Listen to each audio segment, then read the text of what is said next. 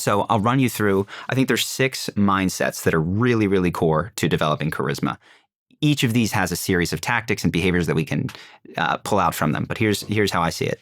The first one is that no matter what, I will be okay. And I think this is the essence of charisma. When you look at people that you are attracted to, it is because they take social risk. And if it feels like a social risk, it's very hard to do. But when you realize, look, I can say this joke, I can be vulnerable, I can extend praise and the other person might not accept it, it really takes the pressure off a lot of things. And this is what makes people so funny, so cool, so interesting in their core group of friends. And then they go in for the interview and they're flat. It's because they don't have the belief that no matter what, I will be okay. So that's the first one. Second is I care more about my character than my reputation.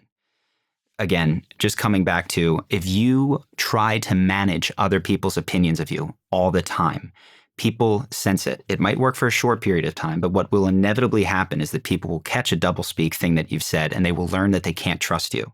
And I think this is early in Joe Rogan's career as a podcaster, the thing that made him the #1 podcaster in the world, is that people really felt like they could trust him to say the thing that he was thinking, even if it would upset the guest.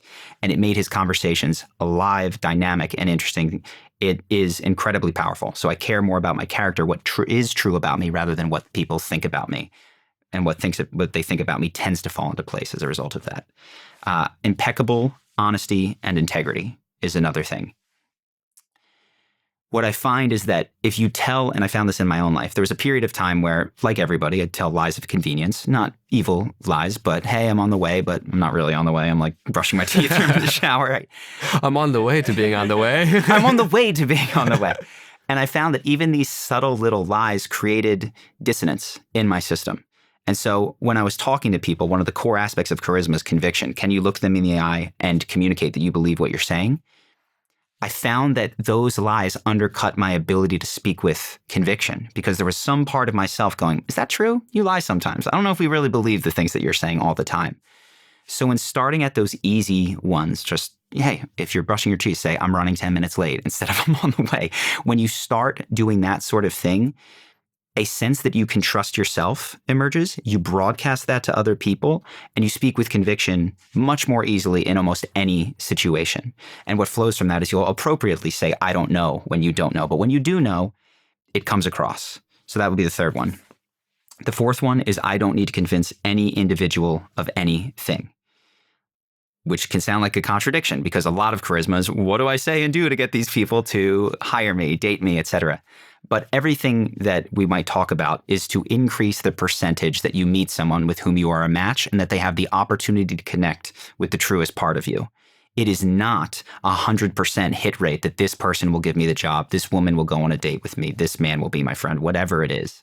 And so when you drop the need to persuade any individual, you begin to listen to, one, am I showing up in the way that is like most available, most authentic, charismatic, fun, and engaging? And is this match appropriate? You need to be able to drop it if it's not and move on. And it enables you to draw boundaries, all sorts of things that become incredibly important. But if you need to convince everybody, I need this person to like me, I need this relationship to work, it communicates neediness, and it undercuts you both internally and in the relationship. How much of that communication do you think is sub-perceptual? Because it feels like in ways we can't always articulate verbally, we see when someone has an agenda and we feel that. Yeah, I think, one thing I've noticed, men and women can have it, but I think it is a more feminine mode to feel it and not necessarily articulate it as clearly. So I've noticed with girlfriends that I've had, they get these spidey senses of like, I don't know, I just don't like that guy. And I'll say, well, tell me why. I'm like, I don't know, it just feels off. And 2 years later, it comes out and I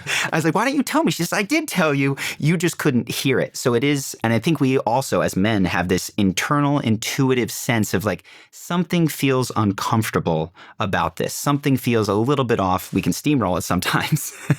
But yes, I think that it is a real, slightly under the level of consciousness feeling that we get when we're around people. But the outcome of that is we buy or we don't buy. We say yes or we say no. We don't necessarily know why, but it's communicated for sure. How do you see that changes as like there's a power imbalance? As you've grown successfully in your career or whatever, if people have a perception because they've seen your stuff online and they want to connect with you, but there is that need to convince you that I'm worth connecting or whatever it is, right? Yeah. Connecting with. How do you juggle that? This is where it's most important. It is the place in which it is most important to treat a person as a person is when the power imbalance is enormous. The way that I connected with my boss was not by asking him about the TPS report or demonstrating that I was an eager beaver to get to work. I would come in looking a little bit tired on a Monday morning, and he'd be like, "What got into you?" I was like, "Oh, dude, I was out till 4 a.m. on Saturday." And he's like, "Oh, really? Where?" I said, "I went out to Midtown." He's like, "I used to go to Midtown." And we connected over the old glory days, 25 or 30 whatever years ago, that he used to go out to these places and what it was like then. And people don't realize that the thing that the boss or the me, when you're reaching out to me, connects with our friends over is not the placating, I'm one step down, you're so amazing thing that it can be tempting to do when we feel that power imbalance. Another example, Chris Williamson, who I've gotten to know, was amazing at this. And for so many reasons, I'm not surprised that he succeeded in the podcasting arena. But when we first got put in touch, I was a fan of his podcast. I liked it. But the way that he behaved around me was immediately as a peer, despite the fact that I had millions of more subscribers and like probably would have been a good interview for him to get at that point in his career. Now he doesn't need me. He's killing it. But the way that he treated, we spoke for an hour on the phone. And while he wasn't ever wasting my time, he was never tentative about, is it okay?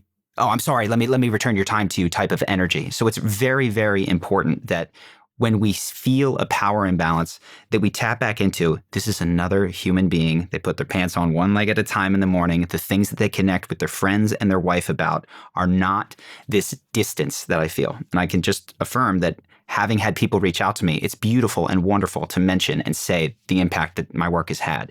But where connection forms is when that distance between us dissolves quickly and we're able to meet as peers rather than guru-student. Yeah. No, it's that thing where if you pedestalize somebody, it's like you'll never be able to see eye to eye, and you'll distort your behavior around them, and then they're not interacting with the authentic version of you. Yeah. So it's just it's fascinating, but it's also somewhat inevitable. Like as we grow and like we meet people that we get awestruck by or that have impacted us, it can distort the perception and make us forget in many times that, oh, they're human. They actually have shit that smells too. Yeah. So yeah. And we don't crack the joke. We're like funnily sarcastic with our friends. We like give them gentle ribbing stuff. And then we're around this person. We're hyper polite and deferent. And that doesn't feel good for the other person. They want a little bit of like, hey, what's going on? The human side of things is where people create possibility to connect. Yeah. Amazing. So that was 4? That was 4. 5 would be I proactively share my purpose. I've told the story on other podcasts, I'll avoid it, about the buried life, but it's what put them on the map was they came out and said to this effect, we are here to help people scratch items off their bucket list. Will you help us with our bucket list? And as a result, they were able to play basketball with Obama and do all these incredible things. Do you know Ben Nemtin? He reached out because I told the same story on the Diary of a CEO I've had him podcast. On the show, and he's a good friend. Yeah. That's awesome. But the ability to sit with yourself first and clarify, what do I care about? What do I want to do? And then share it proactively is so important, because in the early phases of conversation, people are going to ask us questions that they really don't care about. Where are you from? What do you do? What brings you out here? Do you come here often? You should not answer these literally. You should receive these as opportunities to share the things that you value in your life. And we could talk about exactly how, but if you work your values into answers to those questions. So if you were to ask me, for instance, and I cheat on this all the time, but what made you move out here? Why did you move out here? I can say, I came from Brazil and I like the weather. Or I can say, I run an online business and I'd been chasing summer for the last 6 years. And so I wanted to come somewhere that had really cool media for the business that I do, as well as cool surf spots and, and so you say it like that, and that person can hook into media business, surf spot, like extreme sports, whatever your values are that you incorporate into these answers become the threads of conversation that people can continue down versus I'm from Philadelphia. Oh, cool. Eagles. It's like, I don't care about the Eagles. So that's why proactively sharing your values and your purpose is so important. Yeah. And then the final one is to go there first. In groups of people, there is this unspoken thing of like, can I joke? Can I be vulnerable? Can I offer praise? And if nobody does, you sometimes get these very stilted interactions where everyone is being kind, polite, and separate from one another. And then one person cracks the joke or like pushes the button or does the thing or extends praise. And the entire dynamic of that group shifts to follow it. It's like, oh, we can joke here. People remember who led that initiative, and they trust them more. They follow them more. They just want to be around that humanizing energy more. So go first when it comes to being a human. This means with the cashier when you're checking out. This means with the neighbor that you have seen a dozen times but never really spoken to. It means in the elevator when you're on your way up to work and you haven't met the person before. If you humanize these interactions, it's not just fun in the moment, and it is. You'll walk out of that elevator and be like, God, this is such a better way to live. The opportunities that arise from these sorts of random things are incredible. Like, you do not realize the world is a buffet. It is constantly running incredible people, incredible opportunities. And what's sad is how many of them slip through our fingers because we're being polite or insular, when it would just take a little bit of stepping outside of that comfort zone to make incredible things happen.